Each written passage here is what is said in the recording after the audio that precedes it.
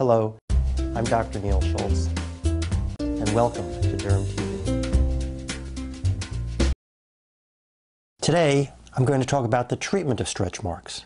In another episode, I discussed what they are and what causes them, but today let's tackle the very difficult job of treating them.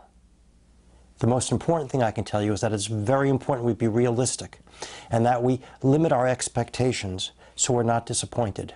Because under the best circumstances, treatment yields only modest results. Sure, there is visible improvement, but not a great deal of improvement, and it's exceedingly unlikely that any treatment is going to completely eliminate your stretch marks. Let me just remind you what happens in a stretch mark. Both the epidermis and the dermis is thinned. They're both compressed. So the stretch mark and cross-section sort of sinks in. And anything that restores volume to this area or restores volume to the epidermis is of course going to help the appearance of stretch marks. So let's start with topical products, because there are a lot of products that we use to help improve lines and wrinkles, and the way they do that is by restoring volume. The way they restore volume is either by increasing the thickness of the epidermis, or by stimulating the production of collagen, or even the production of the glycosaminoglycans, which is the pink area in the middle of the dermis that has the hyaluronic acid, and that forms that semi-liquid matrix that the collagen and all the organs float in.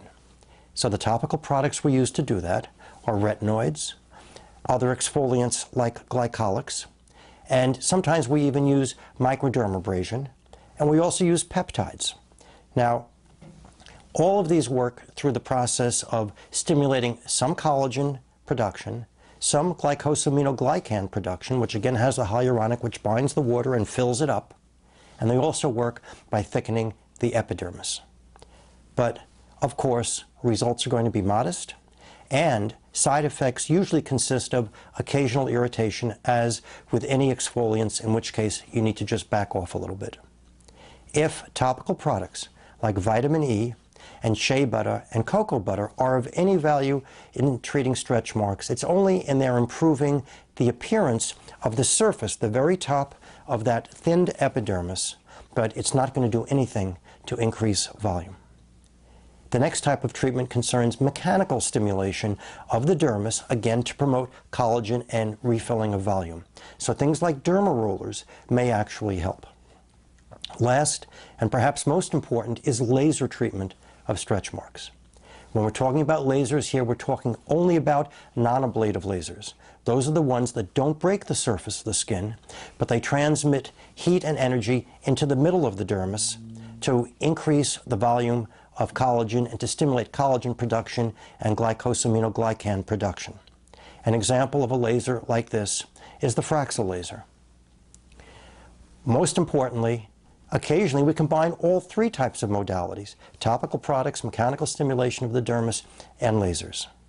But again, beware, limit your expectations, because under the best circumstances, your improvement is only going to be modest. 2 more points. I know of no products that will prevent stretch marks. And if you're developing stretch marks during pregnancy, don't ever use retinoids, because retinoids during pregnancy can cause birth defects. Please join me again at dermtv.com. If you have a question, please send it to me by visiting dermtv.com/question. I'm Dr. Nil Schultz, and thank you for watching today.